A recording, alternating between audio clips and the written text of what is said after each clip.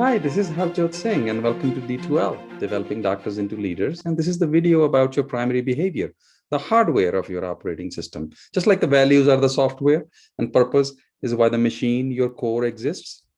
The behavior skills make or break the success of a leader. You see, your primary behavior comes from the idea that you have behavior. And it is something that we all do all the time, and that your behavior follows a pattern. That's what we call primary behavior. And that's most visible to others, especially under stress. Your behavior, my behavior, our behavior is not private or confidential. Your behavior is in front of people all the time. Let me tell you a story. There was an executive coach who challenged this leader that he had to not respond to somebody with the word but. And the guy said, I can go through whole day. The coach said, okay, well, every time you use the word but, it's going to cost you $20. And guess what?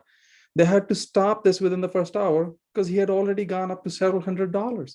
And he just wasn't aware that how negative he was coming across as a person, how skeptical, cynical in the use of that words, that he showed his lack of confidence in his team members and subordinates. So you see, our behavior isn't private. We have behavior lapses, and they have an effect on the ability of people to connect with us and engage with us at a personal and professional level. And the ramification of that, the byproduct is that it affects work performance, outcomes that you desire as a leader. You see, behavior is not good or bad per se. The way behavior has existed in society, behavior patterns have evolved. They have an adaptive function, which is evolutionary in nature. So if you look at it from perspective of negative, there is survival value in many of those behaviors. And if we're now researching, if you look on the positive side of behavior, they are related to positive emotions. They broaden our life experiences. They build our core. So what matters is if you are in a survival mode or a performance mode. It applies to your work life and your personal life everywhere. The reality is that hidden in our behavior pattern, we all have behavior tics, part of our life. That's kind of like a messy closet. But the question is, if you're willing to go in that closet and clean it up, what would that mean for your leadership effectiveness? And that's where the tools for behavior pattern assessments come in. Sometimes those tools are called personality assessments. They've been used for a very long time for hiring people, placing, assessing, meeting training needs, mentoring, coaching, performance management, conflict resolution, team building. And all the good tools have standards and guidelines set by the government. So just like other parts of our life at work, this has regulations as well. You see, some people get nervous if this is kind of like an entrance exam that'll place me only in one situation, or is it kind of like a DNA test, like the movie Gattaca, where you are destined now to do only one thing? No, these are not pass-fail type tests. The basic idea is that in the hands of a good leader, they help develop people, develop leaders, help find a better fit, help create better teams. So the reason for having all these standards is that these tools are valid, reliable, they don't cause harm. My personal criteria, a tool should be useful, not just the data, usability, simple, easy to understand and applicable.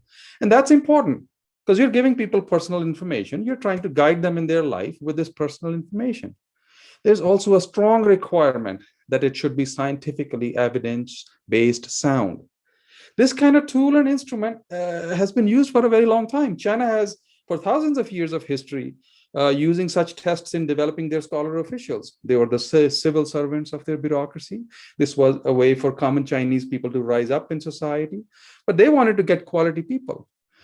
We don't have their actual tests available, but we do know they would test people in fields as vast as poetry, archery, horse riding, strategic gameplay. Many games developed for that purpose only. Just like that, in ancient Greece and India, we have writings about how people would be classified in medicine based on their behavior and behavior patterns. So they had this very elegant theory about primary elements, and then the mixture of those elements would create humors. And those humors were then related to how your behavior was going to be. Now, we know that these are not the basic elements of which we are made of, but this was like the science of the time, the medicine of the time. The pathophysiology doesn't exist like this, but they had field journals, observed behaviors, behavior patterns, and those observations have stood the test of time. So even if you think about 4 humors of Greek classification, the choleric, sanguine, phlegmatic, and melancholic, you don't have to agree with the idea there's a yellow bile or black bile. That's nothing to do with it. But the 4 patterns of behavior and how they behave during good times when there is no stress, and how they behave under stress when illness or bad times show up. Those descriptions are valid. We only really need to know these four fundamental behavior patterns and the behaviors that are predictive to them when people are free from fear or threat or loss, and when they're operating under that stress and conflict. The term today is psychological safety. There's a difference in where your brain functions when you're psychologically safe or not. You see, when we come to modern times, it was psychologist William Marston. He's also in the comic book Hall of Fame for creating Wonder Woman. He, in 1928, wrote this book called Emotions of Normal People. He used the four humors theory and created what we now know to be the first description of people described into these four primary behavior patterns, the quadrant model that I'm going to show you in a minute. His book was largely ignored at the time. He didn't develop any tools or any applications. He just brought the old information into new. And it was almost 30 years later in the 1950s that psychologist Walter Clark, he developed this first tool and called it activity vector analysis. And now many more have followed. I'm sure you have taken some tests like this. The big idea is that taking a test is not going to do everything. You have to create an application out of it. It has to be useful and practical. That's what matters the most. And that's what we're going to discuss, the tool that we're going to use called Profiles Performance Indicator, PPI, created by Profiles International. It takes this idea of taking behavior pattern assessment and then extends it into 6 dimensions of your workplace performance. There are caveats for all kinds of tests, but for our purposes here, primary behavior pattern is a guide, not your destiny. You're not stuck in it. Even behavior patterns are not fixed. That's why we're doing this training anyway. Otherwise, if you're stuck there, what's the point of doing any of this training? We might as well just go home. The operative word that we use here is called flexing, especially because others have their own primary behavior pattern as well. You can flex, and it's in that flexing dynamic when everybody across the spectrum of these 4 patterns start working with each other. Then you create greater unity and harmony within a team, and the performance goes up.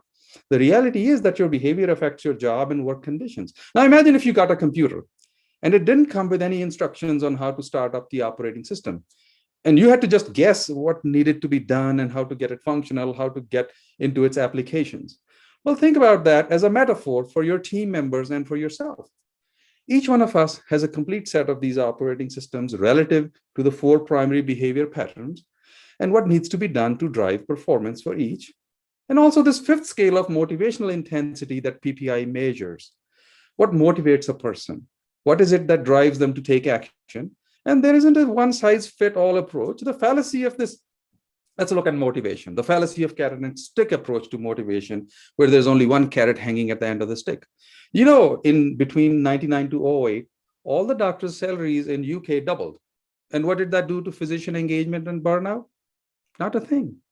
So when leaders are trying to create motivation plan and engagement plan based only on money, that's not how the motivational drivers for individuals to become engaged work. It leads to frustration. They're using ineffective tools that don't match the operating system for that individual. So imagine if you knew specifically what each of your team members requires to take action to be motivated, and then you could create that for them. Now you can see you release an energy and how people will feel motivated. That's when things become more predictable. You don't have to guess and just hope something works. It's kind of like becomes riding a ball down the hill versus pushing a boulder up a hill when you're trying to figure that piece out. And finally, it tells you how you need to manage stress, frustration, and conflict. These 4 scales are on the quadrant, 1, 2, 3, 4. You see people on the upper half of this scale, they are fast-paced people, direct in approach. They see environment as favorable. People in the lower half, they are deliberate. They're not slow. They're usually indirect in their approach, and they like to think and then do, and then they typically see the environment as unfavorable. That's why they take less risks. That's why their first response to change is, hold on. Now, people on the left hand, people are task-oriented, results-oriented. People on the right hand tend to be people-oriented, relationship-oriented. They are in tune with how they affect each other. And remember, in your team, you have more than one kind of people in your own team. So there's no behavior pattern that is more successful for leadership or leadership effectiveness. We need elements of all four of these patterns and their motivational drivers within a team to make the performance of the team as most successful as possible. So if you hear things about your behavior pattern and you say, Man, I don't know if I can do this. Well, the key is to be the best version of yourself.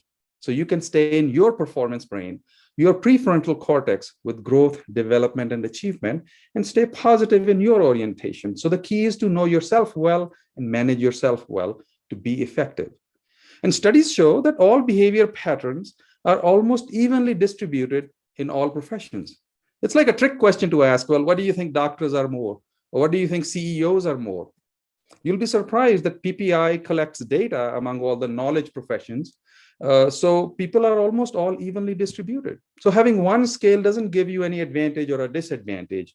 The key to this is that you take all of this understanding of all this tool, information it gives you, use it as a leverage to increase your performance outcome. Real performance doesn't come from an individual leader. It's the coalition, the unity of each of these patterns working in harmony with each other.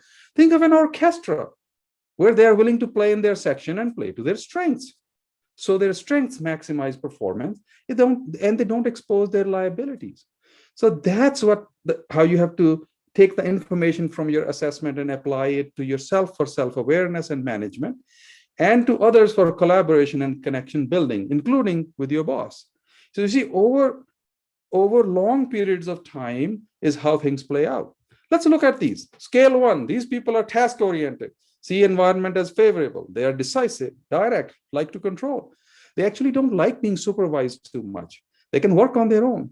They take on new things easily. They take action. They're also impatient. They're self-starters, very competitive. If you thought of this person as a car, they would be like an SUV that likes to show power, likes to say that they will do it. And as you can see, you don't need a Hummer all the time, riding around in your neighborhood with your children. The correlation to motivation for scale 1 is independence. They like to win alone. They think they can win alone, and they're going to take charge. They are going to be action-oriented, forceful. They are very strong-willed people. By the way, you can see these in your children, all these things very soon after birth. Now let's look at scale 2. These also are fast-paced people, but they are people-oriented.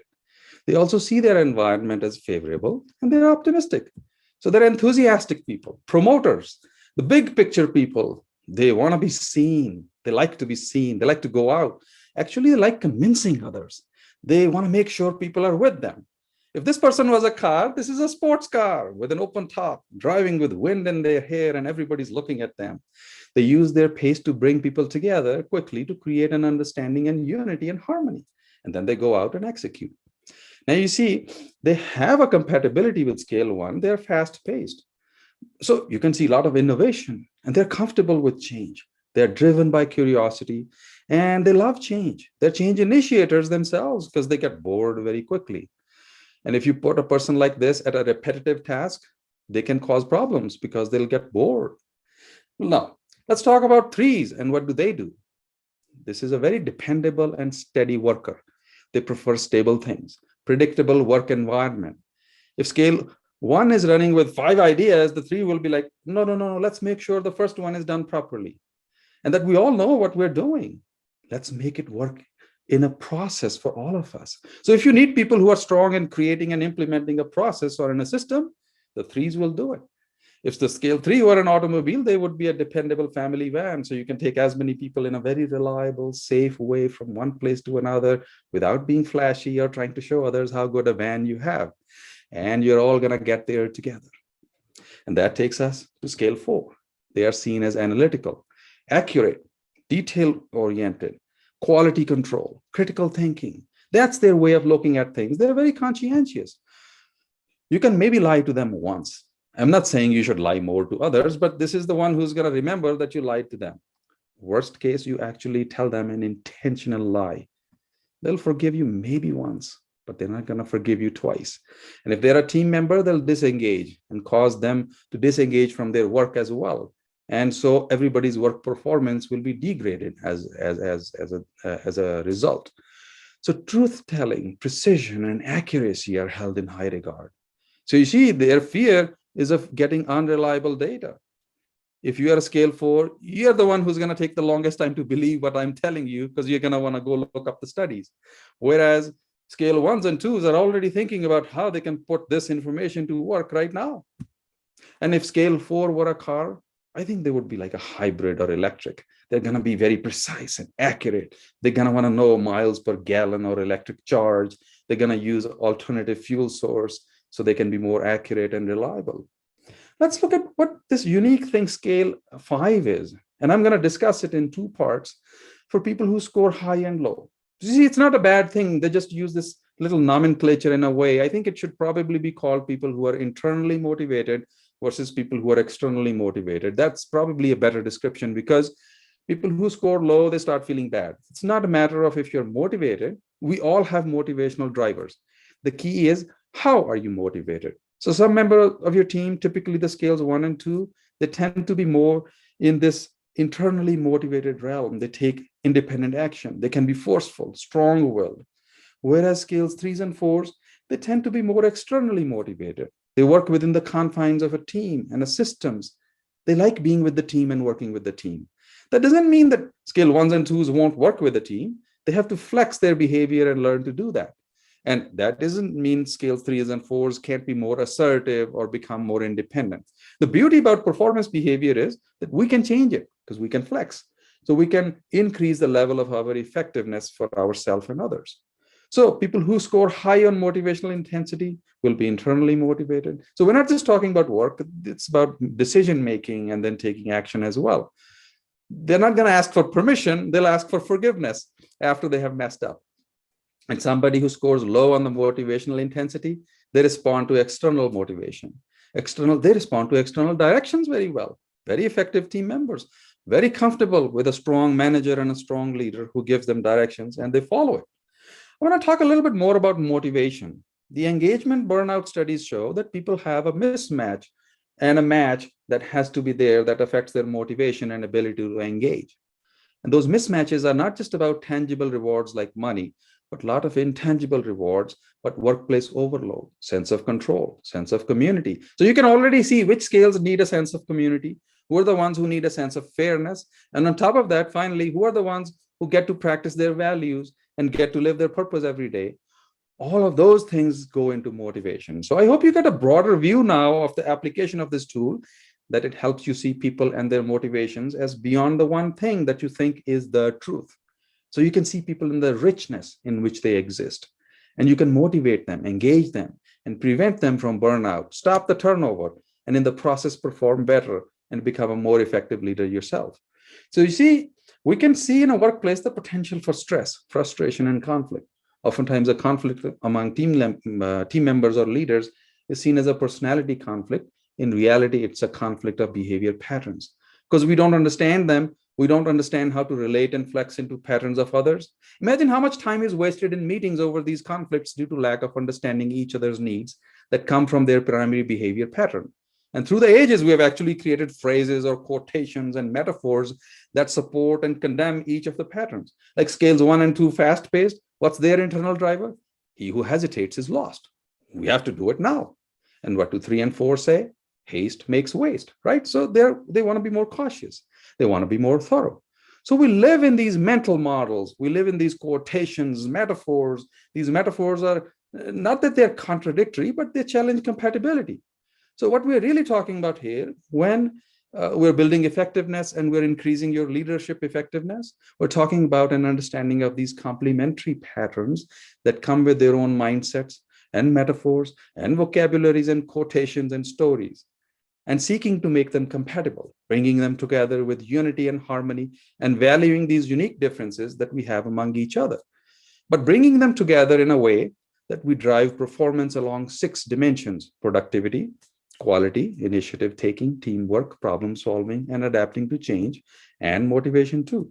So when you do PPI, 4 kinds of reports can be generated: personal, management, summary, and team. Your personal report is for you. The report tells you specifically what you need to do, start doing, stop doing, then do more of along those 6 dimensions of performance. It tells you the performance behaviors, the actual things to do or not to do. It tells you how you behave under stress and what to avoid when stress comes, or how to manage yourself under stress. The management report, which is complementary for your leader or manager, and I will really encourage you to share that with your manager or boss so they can help you to be more effective. It tells you what motivates this employee, and it's in the management report. The summary report is actually a graphic representation. It just draws all 5 scales and shows you where you stand on that. For example, look at how quickly you can grasp where this person is for their behavior patterns, performance dimensions, and motivational drivers. And finally, you can also make a team analysis report where you can put together PPIs from different team members and create a report about how they can work together the best and how to manage conflict to get results. Then the team can be built. Team can come together and function better, perform better, and be more effective. The Team Builders Bootcamp is coming up. We'll do that hands-on. Now, you can create performance management, employee development, conflict management, team building using this data. So just a quick summary. The data that you get from PPI creates effective leadership. It's not just for sitting and doing navel gazing or just get the report done and put it in your drawer and forget it. This helps you be self-aware. Then you put it into use, applied self-awareness. It helps you collaborate with others, which helps you become aware how you are in relation to others. But not just that, how will you make it work better and be more effective in the process? And finally, it helps you connect with others because it's compatible with your workplace performance and your team's workplace performance. You see, throughout this training, it's very important to understand that we are using applied information because information by itself is not power. And any tool is only as good as the user who uses it. You can use just one tool, but you need to apply it. So this is not just to help you overcome problems, but to build yourself, help broaden yourself so you can be a different place and be more effective. So that's all for now, and I'll see you in the training.